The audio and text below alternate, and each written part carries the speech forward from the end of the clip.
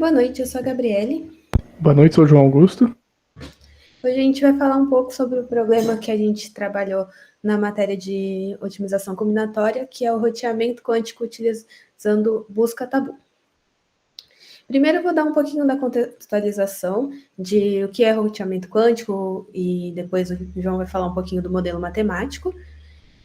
Então, a computação quântica ela é um tema muito complexo, ela é muito estudada e muito ainda não entendida em vários fenômenos que acontecem. Aqui a gente trouxe alguns princípios fundamentais bem básicos para que fazem parte ali do que vai ser importante para o nosso problema. Então, a superposição é quando um estado quântico pode existir em múltiplos valores ao mesmo tempo. O entrelaçamento é quando dois pares ficam correlacionados e daí é possível você transferir o estado de um nó ao outro. E a interferência, que é quando tem a onda dos estados quânticos, elas podem se interagir e se reforçar ou se anular. E isso é um princípio essencial para o funcionamento dos algoritmos quânticos. Daí, a unidade armazenada por cada nó é o qubit. Ele é o que seria equivalente ao bit computacional, né? Mas ali para a rede quântica.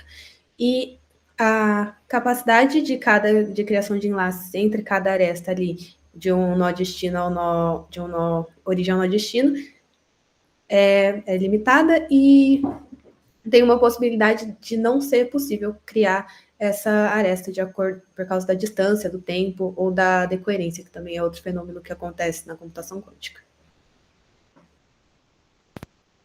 Bom, agora eu vou falar um pouco do modelo matemático, então, nosso problema.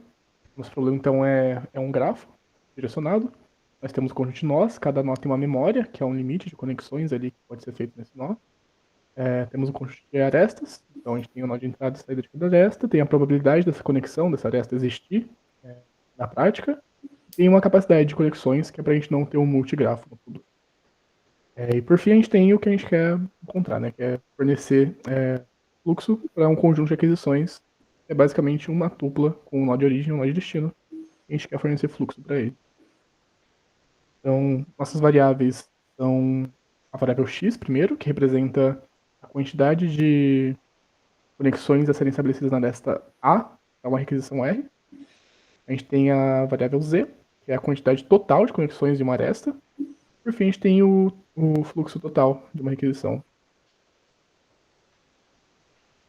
E nosso objetivo, como eu falei, é maximizar o throughput total, então a soma de todos os throughputs. Ou seja, não importa se uma requisição vai ter um fluxo positivo ou não. Então, as restrições, nós temos as restrições clássicas de conservação de fluxo, né? Então, fluxo de saída, de entrada, e no meio termo tem que ser zero. Temos os links reservas, que é basicamente garantir que a soma de todas as requisições ali numa aresta seja igual ao total da aresta sendo usada. Temos a capacidade da aresta, então esse total tem que ser menor ou igual à capacidade dela. E a capacidade do nó é para garantir que não passa nem entra mais do que o nó consegue suportar na sua memória. Agora eu vou falar um pouco da metodologia, como a gente vai resolver esse problema. A gente vai começar com um problema inerente aí dele, um subproblema dele. Então a gente tem dois objetivos concorrentes, a gente precisa de encontrar caminhos confiáveis, ou seja, passar por arestas com a maior probabilidade possível de dar certo nesse caminho. Mas a gente também tem que seguir a restrição de grau, então a gente pode ter uma quantidade específica de conexões em cada nó. Esses dois objetivos são concorrentes, a gente pode seguir um ou outro, só que a gente quer tentar maximizar os dois ao mesmo tempo.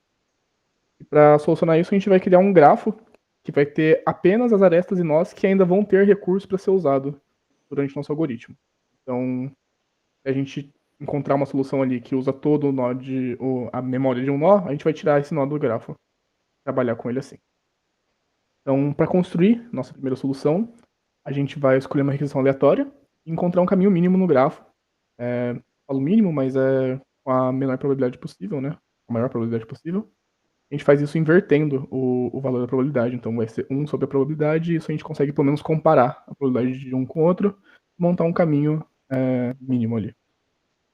Então, caso uma aresta tenha seu nó cheio, como eu falei, a gente remove do grafo, repete isso até não ser possível mais colocar requisições na nossa busca. A nossa busca local, então, consiste de 3 operações.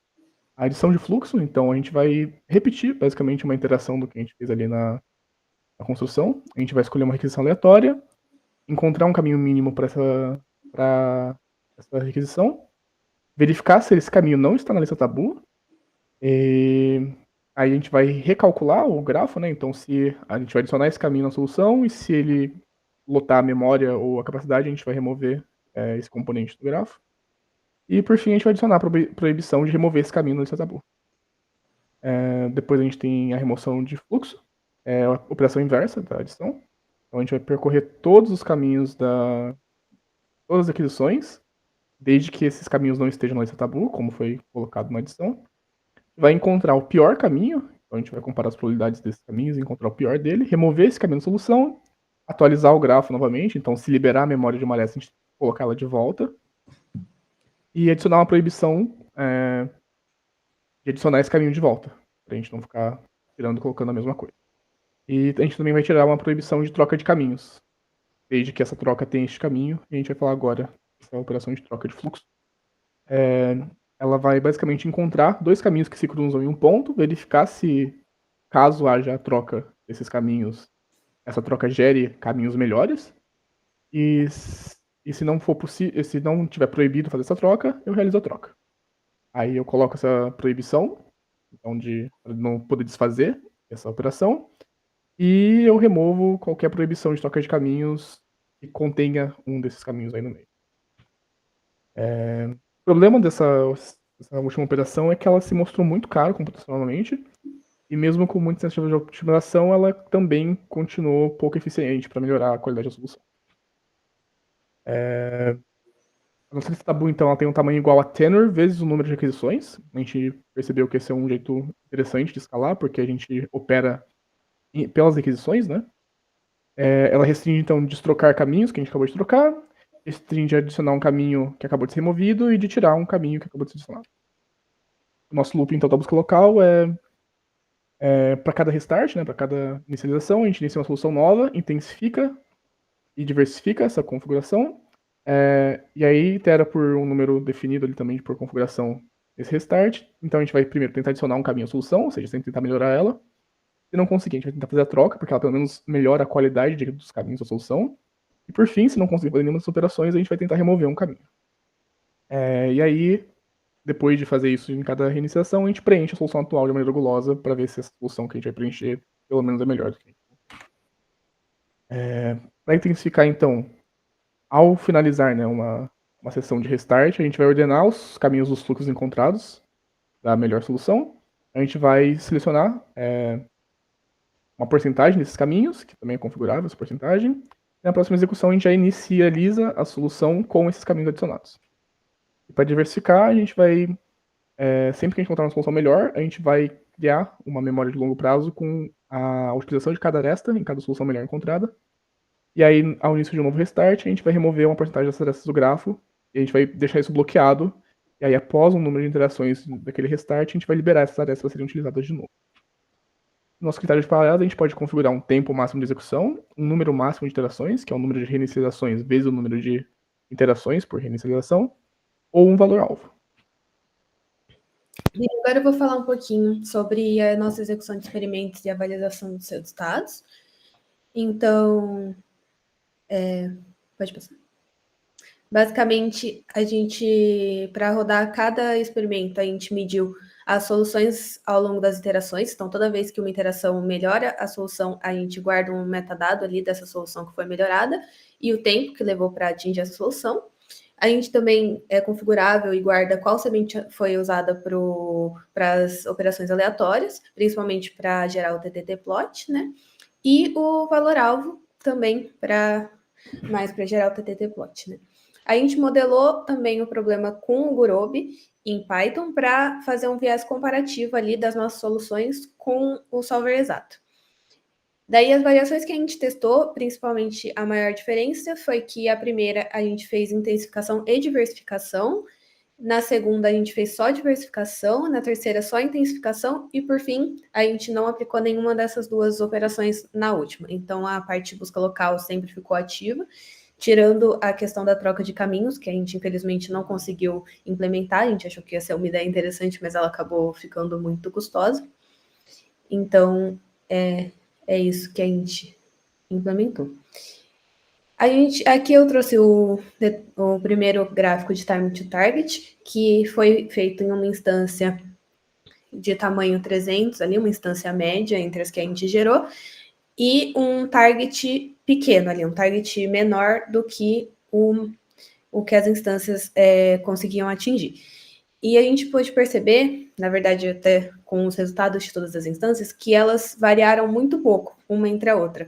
Elas atingiram o ótimo na mesma interação, levaram um tempo parecido, o que faz a gente entender que as nossas operações não foram muito capazes de explorar o espaço. Outro ponto que a gente trouxe também, que a gente percebeu, é que as soluções estão sendo muito próximas do ótimo. Então, a gente pegou e executou o Gurobi e ele conseguiu atingir o valor ótimo, mesmo que com um tempo grande, em todas as instâncias que a gente gerou.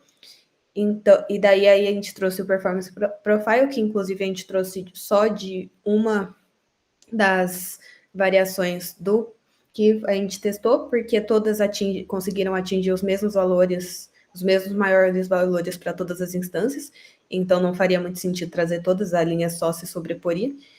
E então aí a gente pode ver que grande parte delas consegue atingir muito próximo do ótimo, sendo só ali, tipo, 1,35 vezes a melhor solução ali para conseguir chegar na melhor solução, né? O pior caso. E a gente entende que, então, uma coisa que poderia ser revista também é a questão das instâncias. Elas podem ter acabado ficando muito fáceis, e por isso o nosso algoritmo chega logo no começo numa solução boa, e daí não tem muito o que explorar. Por fim, pensando em conclusão e o que tem a se explorar mais do trabalho que a gente fez, primeiramente, o problema em si, mesmo na versão simplificada que a gente trabalhou, continua bem complexo, principalmente a questão que o João trouxe das arestas e da capacidade dos nós. E também a tradução do problema para busca tabu foi bem diferente do que a gente chegou a estudar em outros problemas em aula. E a otimização das operações que a gente imaginou aplicar também trouxe um desafio bastante grande ali. Além disso, tem a questão que eu falei, que além de melhorar a própria implementação do tabu, seria um passo a mais ali, seria interessante a gente revisar ali o método de geração de instâncias, para gerar instâncias que talvez fossem mais interessantes, mais difíceis, analisar o que está afetando para a instância ficar mais fácil, se é a densidade da rede, se é a capacidade dos nós, que está pouco variada, esse tipo de coisa. E, por fim, a gente tinha trazido a ideia de comparar o nosso resultado com algoritmos do estado da arte que a gente trouxe de referência, mas isso não foi possível, a gente acabou focando mais em tentar melhorar o nosso algoritmo e comparar ali com um solver exato que a gente já conhecia, do que explorar essa parte.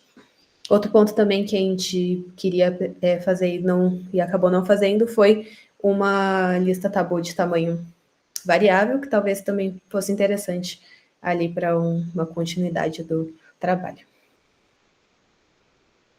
Obrigada. Obrigado pela atenção e boa noite. Bom dia.